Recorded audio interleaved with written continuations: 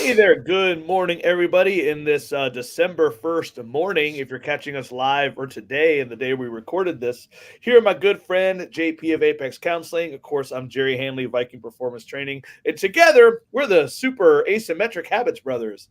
Not quite, but I started to try something different. So, welcome though to Asymmetric Habits, the show where JP and I get together and talk about little things you can hopefully add to your life or how you think about them and get in turn outsized better results for them. So today's topic, being early in the holiday season, is a favorite of JP's. If you catch the actual podcast, again, it's on on Apple Podcast and Spotify Podcast. You would have actually caught already a release of this very same topic recorded a couple years ago, and that is the you don't have to hang out with jerks. And again, so we're revisiting it today. Always something fresh to talk about. And again, JP loves this topic. I can tell you that firsthand, having heard it in commercials every year for several years in our BNI networking group. So again, this is big, brother. Go ahead and tell us why. Of course, with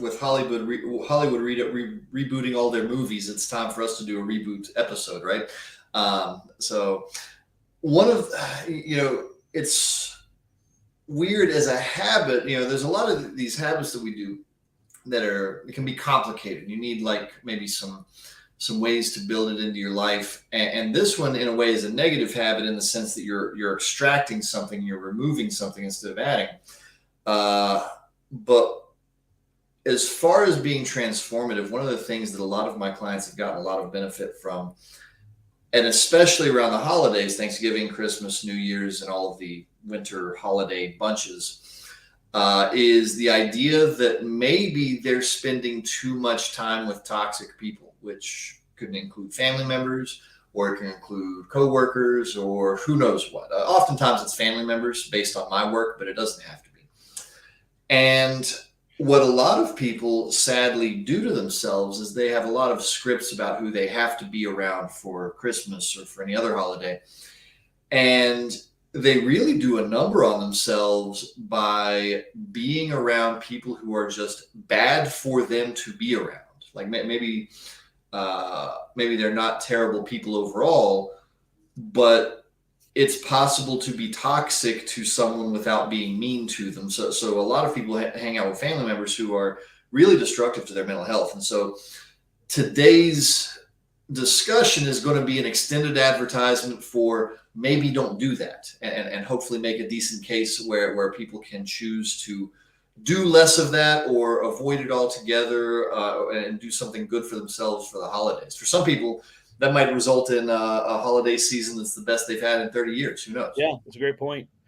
So one thing I want to point out is something I know you're really big on is people tend to forget a lot that where the holiday season is supposed to be a time frame initially of recovery and re-energizing ourselves. That is why holidays in essence are, I mean, on our schedule or on our calendar. Like that's why they're a part of normal society, is the point of celebration but also relaxing and again just re-energizing ourselves for the year that we've had, the time to come. And with that, a lot of people like they kind of know that. I mean, I feel like most people know that, but it's not something that they consciously think of a lot. But then when it comes to a lot of the expectations they put on themselves or that they think they have on them, and it might actually be coming from other people, like as well, especially in the cases of family hangouts, Mm-hmm. it's that we like we feel like a lot of people feel like they're going to be put in situations that are going to actively not energize them and do the opposite and exhaust them instead, and feel like they in essence let the expectations that either they have or others have take priority over the re-energizing and restfulness that they're supposed to get. Right, because there's also the expectation of society as a whole for how we're supposed to behave, Mhm. uh, and so to start building on that, on the idea, because you're absolutely right. I love reminding people that holidays are for rest and rejuvenation and recuperation, and not for just packing more things into your life. Um, I have not done an extensive history search on this, but my suspicion is that The reason we have so many different flavors of holidays stacked into the winter months is because humans are biologically programmed to do less during that time anyway. We are the only mammal that deliberately attempts to avoid its biological hibernation cycle and continue doing more. And sadly, that really wrecks us. It's like that meme you sent me the other day. We'll ignore our biological program and then call it seasonal affective disorder. Yeah. So if we take this to the idea of who are you going to be around during the holidays, one of the things that would be wise to think of is who are the people you spend time around that really rejuvenate you and really like are enjoyable to be around and help you feel energized after you've been around them. Is it your friends? Is it your family? Is it your coworkers? And deliberately selecting to be around the ones who are most likely to rejuvenate you is really a good way to start the setup of a holiday season. Yeah, and like you can even and almost make this a living document where like you're saying deliberately select them, but then each time as it goes, and in the holidays, but also just at any gathering, if there's someone around, like if you end up going to a hangout and there's someone around you who really, again, just for whatever, just does something to you that you just feel like this is not it. This is not my match for my environment. Take note of it, and if you can see if it's a repetitive pattern. If it's the first time, it may just at least become kind of aware of it. Or, I mean, if you're confident enough about it, have a conversation about it too. So maybe it was just a one-time thing, or maybe it can change for the better. But if you are aware of something like that, where you just, whether it is a friend, family, coworkers that you just don't like when you're around them, don't like what happens, I take note so that you end up not doing that in the future. Like I feel another like a case with this happens a lot with like let's use Thanksgiving as an example. And again, like we're harping a lot on families, it sounds like, but this is definitely not a family specific thing. Families are just the most statistically common way this is expressed. Right, especially in terms of like we have to hang out or Right. spend time. But I feel like Thanksgiving is a big one, or like at Christmas too, same way. But in terms of having multiple stops in like a celebratory fashion that you have to take, especially in either large families, extended families, split families, whether it's, we're going to be at this family members on Christmas Eve, then we're going to have Christmas morning here, then later in the day on Christmas, we're going to go here. That type of setup, it becomes more common. It seems like just the older you get, or for a lot more people to have those setups. And a lot of times what you find is there might be one of those that is just the one that you're always dreading. It's like, but you feel like you have to go because it's one of your stops. Again, that's just one. I'm just trying to illustrate one example of how you might see this. Like if there's an actual stop, say on that train, that you're like, each time you go, you don't want to go ahead of time. And, you don't leave thinking, wow, that was actually awesome. I don't know why I was dreading it, but instead you're actually like, God, that's so hard. Or I don't like, man, we always like that. Like Uncle Steve always irks me or always gets under my skin. Like that could be a time frame to look at. Wow, maybe I should actually cut this down, either cut this out or at least cut this down and put a cap on it so I don't go crazy. Well, that's one of the things I was going to say is, if we get into the what can people do portion of this, because I think most people, if they're listening to this and are connecting with it at all, they already know who it is. They already know who the toxic people that they might hang around holidays are.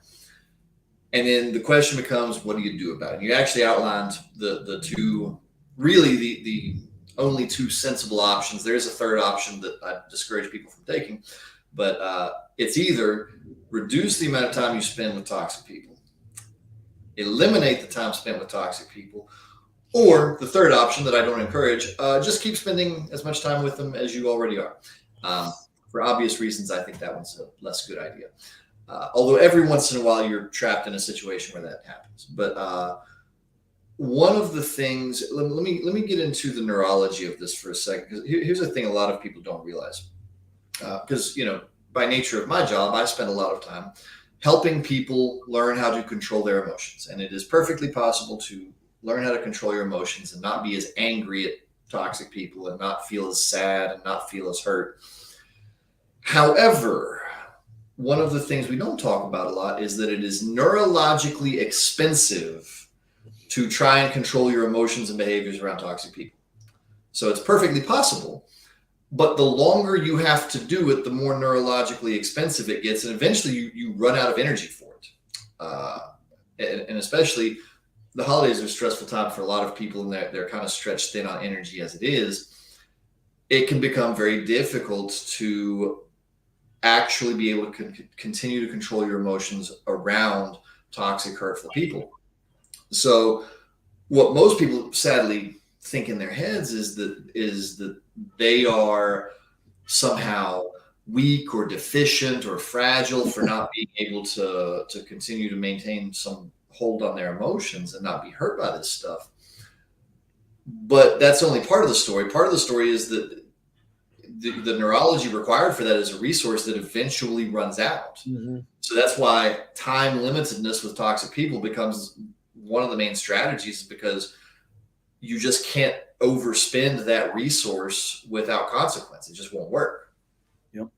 And like one version, that you and I talked about before this and a few times, but I want to point out there to a lot of people is you like how Jonathan's talking about this being a finite resource. You can, like we can't measure this like in the sense of calories or gasoline in a car, something like that.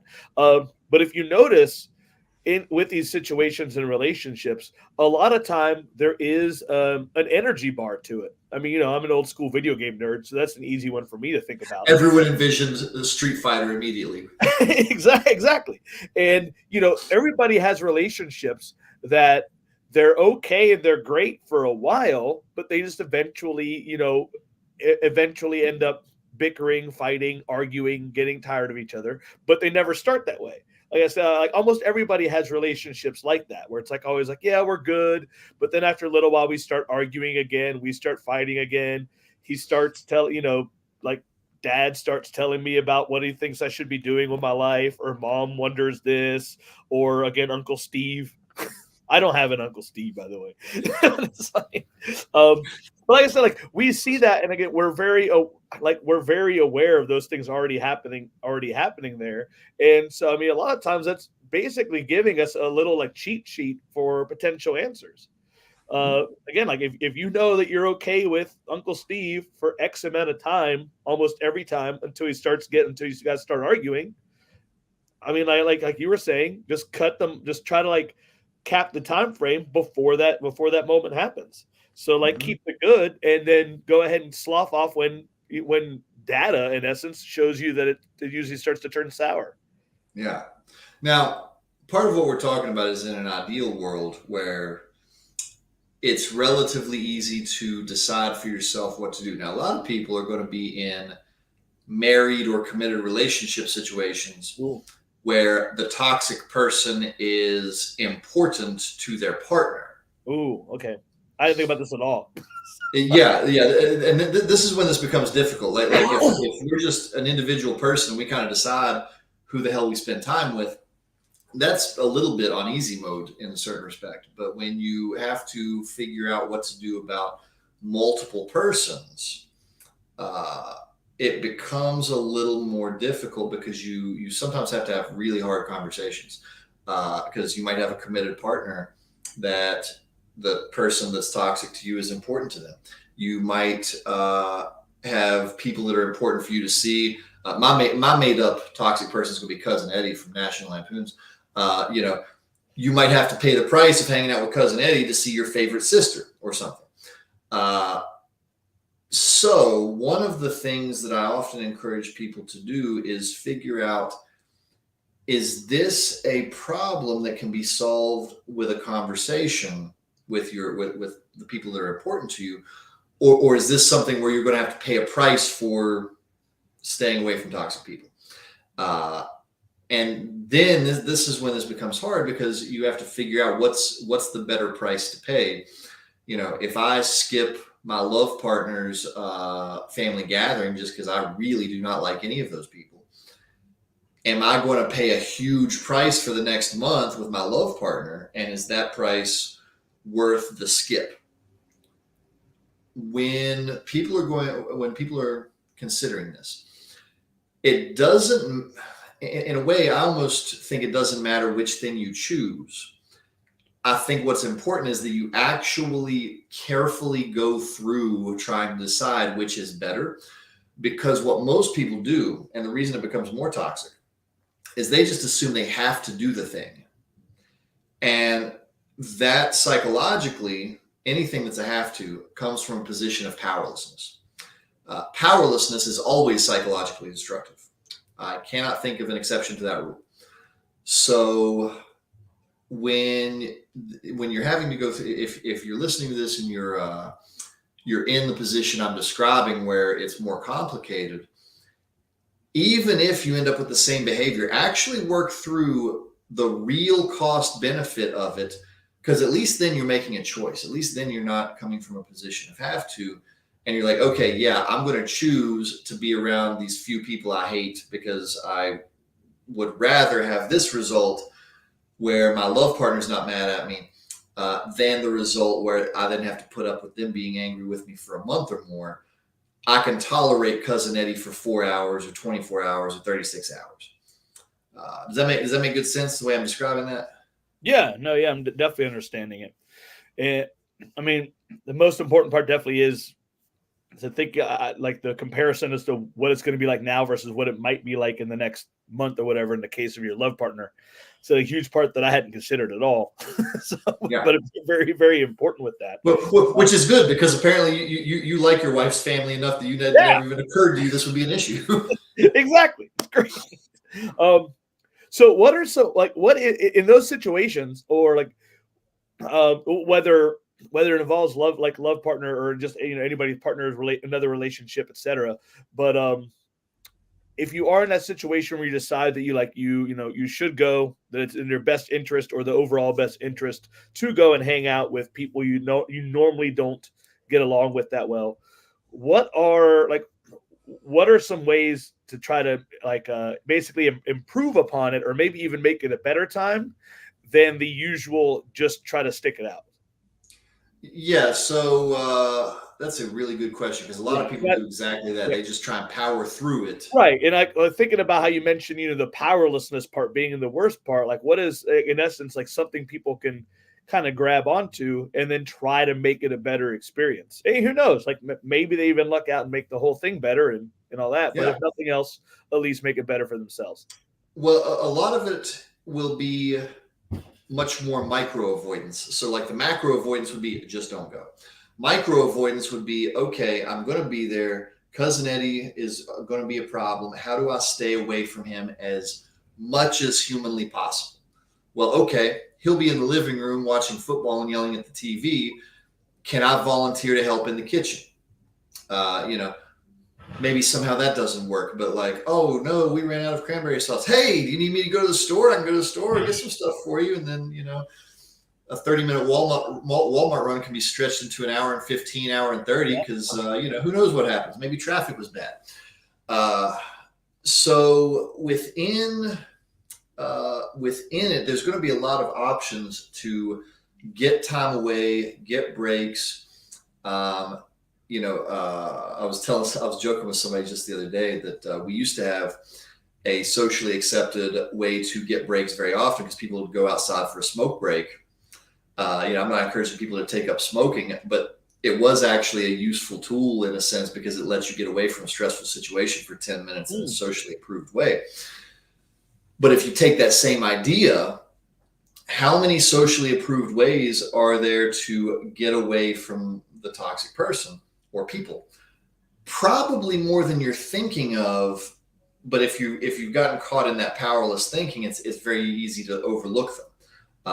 Almost any version of volunteering to go like pick up a thing, if you volunteer to play with the kids, if the kids are nice but the adults are hard to deal with. Like, oh, you don't want, let me take care of the kids. I'll let them run outside and we'll go have a snowball fight and go play with the kids and stay away from the people you don't like. I mean, there's just so many, and it's going to be individualized to each situation. But if you go into it with the idea of I'm going to take every opportunity I can to take time away, you can probably find an awful lot. Very, very cool.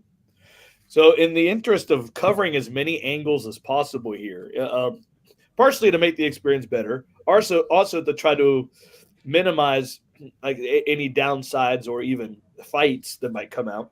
So, sticking with the relationship idea, and like, would there be any specific ways you would suggest people to have this conversation, like with significant others, that these times are coming up that you feel a certain way, etc. Oh Um, man, that's a good question. I love yeah, that because I mean, because I'll use well, like I'll go ahead and go 100% like real life situation here, but also because it's not toxic per se, it's nothing like that. But for me, I'm the type of person who feels like awesome energy when I'm around people that I'm either like used to or in passionate settings, something like that. But I've never felt like particularly comfortable in in event settings if I don't have a like connection. Um, yeah. so like and just a couple of months ago, I think it was, um, I went with my wife Ashley to a gala, and I knew she wanted to go. I mean, I'm the one who bought the tickets, like something like that. Um, but going to a gala is definitely not my spot of comfort. Again, so again, not a toxic thing, but just I just knew ahead of time, and so did she. Like, hey, Jerry is not particularly like comfortable or in these situations. But I said like she already knows that I've told her, and it was just like, hey, like I'm gonna go and just try to relax. You Mhm. know, I'll probably just sit at the table, just hopefully don't just hopefully don't expect me or like try like to go and do anything like and I'm just going to try baby step my way into being more comfortable in these things. And Yeah. she had a great time, I had a good time, I got to sit at the table the whole time. you know Well, and what's funny is you actually followed precisely the advice that I would have oh, recommended. And so I'm going to pick that story apart and say the thing you did correctly.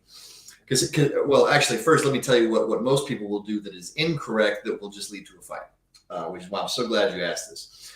Uh, Most people would approach their love partner and speak for their needs, which is correct, but not leave space easily for the love partner to speak for their needs. So we would have two people talking about two different things. I want to not go and see this person. And then the love partner would be on, no, we need to go see this person. And we wouldn't be talking about the same thing.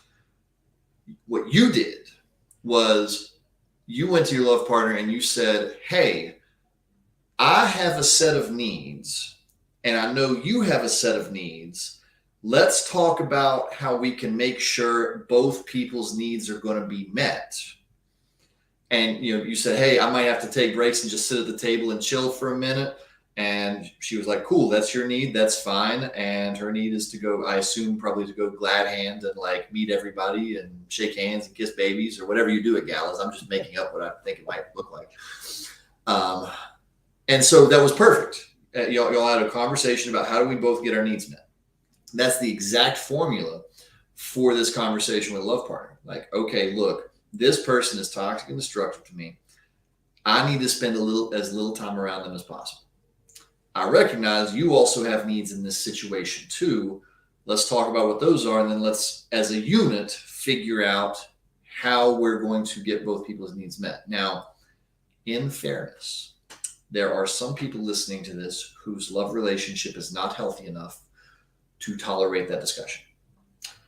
For the people who are in that position, I don't have much for you because the love relationship has to be healthy enough to tolerate that discussion before you can really do this very well.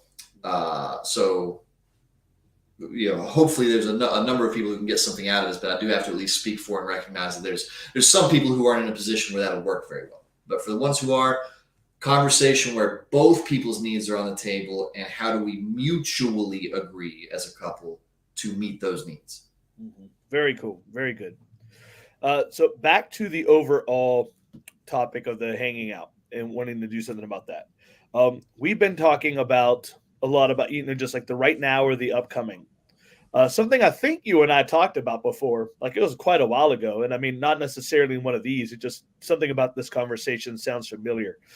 It's that some of these, especially when it comes to family, because it is such a, I mean, permanent thing like health, basically withstanding, is that I guess I could say solutions aren't necessarily like, or you don't necessarily have to find a solution in one shot. Like you mentioned, like kind of in the perfect world scenario, you can just go in, basically fix and choose how much time you're going to spend with the people you want, and that's that. But this may also, like some relationships you may feel, it's like it's so tight, or you just may genuinely not be like feel comfortable enough making a big change immediately, which is fine. If that's the way you feel, that's totally fine. But maybe over time you can do this. It's like, like maybe again, just spending the whole week at like your grandparents is too much because everybody's there and it's just too much for you. So, maybe you just cut it down to like 5 days the weekday. Give yourself an extra day before or after to just chill at home or whatever it is you need to do to recover from it. Mm-hmm. And just kind of over the course of time, maybe you kind of have an idea like, yeah, like a few days wouldn't be bad, but the whole week is too much. Work yourself to that over the course of, like a couple years if you need to. Or same thing like with the hopping visits, like if there's one of those you don't want to be a part of after a while, you're like, man, like I'm just not feeling very connected to this part of the family. Again, maybe have that almost as like an ideal plan. Like, okay, we'll go again this year. We'll spend a little bit less time. If that goes okay, we'll go next, maybe the next year for a little bit less time. But it's okay to have like almost a long-term plan to cut it down to what you feel more comfortable with. It doesn't have to Yeah, be that's time. that's a really good point, because a lot of people will try and make it perfect on the first shot. It's okay to experiment. Matter of fact, you almost have to experiment, uh, and just see what you can both tolerate, and will still result in a rejuvenative holiday situation. Uh, and yeah, most people will find that the answer that actually works best for them is a little surprising to them. So I deeply encourage experimentation in that way for sure. What about this is just a random thought. Have you ever had people experiment with something more like, say, destination replacement or different atmospheres? Like, to see if just maybe the same gathering but at somewhere else actually goes better. Like whether they change the person's house or hey, let's take a family trip to Disney for Christmas, something like that instead of. I would not say I've had enough to extract information from it, because most families are not in a position to be able to do that easily for financial reasons. Mhm. The ones that I've gotten to see, which is probably not more than three or four, somewhat mixed results. But if I had a nice sample size, there might be a pattern to extract from that. But the thing that I would say that's good about that idea, that is easily something that should be tried, is if you have the thing that is not working, trying anything else rather than the exact thing that's not working is a good idea. So yeah, That's if huge. we can afford Yeah. to move it from grandma's house to Disney and see if that works, like, I mean, okay. Yeah. If we swap it from, let's not gather at my, maybe I just hate having everybody in my house, but if we have the whole thing at cousin Eddie's house and trash his place, like maybe I feel so. Yeah, anything that experiments with something besides the exact thing that's a problem, absolutely. Hey, cool. Yeah. So just a sudden idea, just a sudden thought with that one there. All right, man. I mean, honestly, I said this one's a pretty straightforward message. With is there anything else you want to add?